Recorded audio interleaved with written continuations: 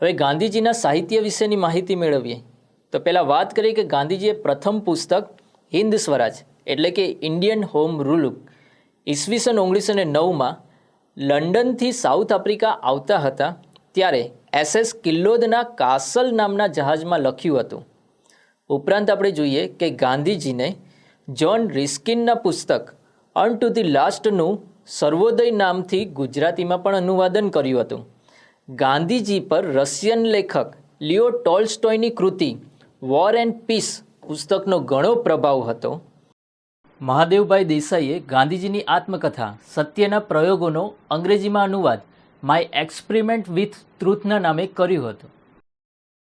ગાંધીજીના દક્ષિણ આફ્રિકાના સત્યાગ્રહોનો અંગ્રેજી અનુવાદ વાલજી ગોવિંદજી દેસાઈએ કરંટ થોટ નામથી કર્યો હતો. તે ઉપરાંત જોઈએ કે ચંદુભાઈ ભગુભાઈ દલાલ દ્વારા તૈયાર થયેલા પુસ્તક ગાંધીજીની દિનવારીમાંથી ગાંધીજીના જીવનની સંપૂર્ણ માહિતી મળે છે.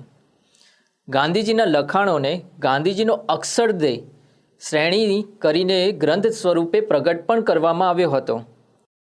ગાંધીજીને પ્રિય કાચબા કાચબી પુસ્તક હતું અને તેના રચયિતા હતા કવિ ભોજા ભગત. ગાંધીજીને અંજલિ આપતું હરિનો હંસલો કાવ્યના સર્જક કોણ હતા તો તે હતા બાલ મુકુંદ દવે.